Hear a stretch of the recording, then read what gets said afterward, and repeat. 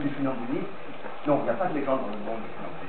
Il y a des légendes dans le monde terrien à propos des funambules. Alors par exemple, on dit, un funambule, je ne sais pas si vous avez vu cette légende, il ne faut pas qu'il regarde en bas, parce qu'il va perdre l'équilibre.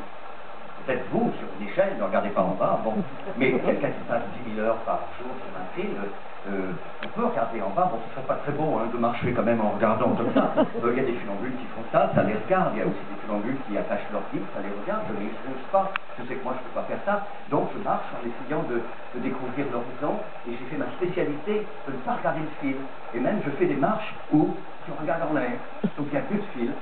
Et est-ce que je me suis perdu là? Oui, je suis en train de me perdre. Attendez, je vais rester avec moi, je ne veux pas perdre de fil. Le balancier. Tenez bien le fil. Ah oui, le balancier.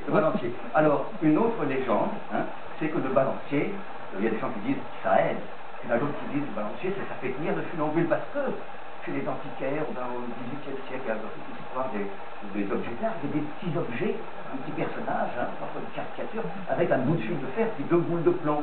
Et ce petit personnage, il est sur le goulot d'une bouteille, il est sur un petit pédestal minuscule et il tient en équilibre parce que, vous qui avez été à l'école, vous devez le savoir, moi je l'ai découvert, parce que le centre de gravité, il est en dessous et donc ça tient.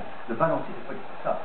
Bon, il y a aussi des funambules qui font un balancier en demi-cercle avec des gros poids, mais le vrai funambule, ce que c'est que les bras ne sont pas assez longs pour tenir sur un fil, ils ne sont pas assez lourds pour tenir sur un grand fil en plein vent qui se balance. Il faudrait que les bras poussent. Bon, mes bras sont en train de pousser, moi je deviens oiseau, donc il y a des ailes qui sont en train de pousser, bon, mais ça va prendre du temps. Donc il faut que les bras soient plus longs, plus lourds, et c'est ça où il y a des fils de ferry qui ont fait une ombrelle, il y en a au Japon, depuis des millénaires, on a un grand éventail, ça aide. Et puis le funambule à grande hauteur a découvert que pour se combattre contre les vents et pour gravir au sommet d'une cathédrale, il faut un balancier, c'est une ligne droite. Les balanciers. Attendez, Je vous dis, c'est une barre droite qui de Moscou par tradition, et puis en Europe, par exemple, le funambule est légèrement courbe. C'est très très beau parce que le câble n'est jamais droit, si on regarde, c'est une courbe qui a un nom, la courbe caténaire, caténaré, la chaîne.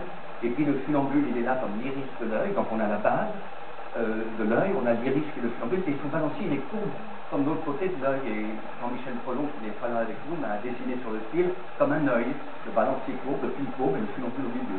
Donc voilà un peu l'historique et la technique du balancier, et je ne voudrais pas poursuivre là-dessus. Et peut-être une dernière question avant qu'on se quitte. Je vois un monsieur là, qui lève la main avec ténacité. Très bien.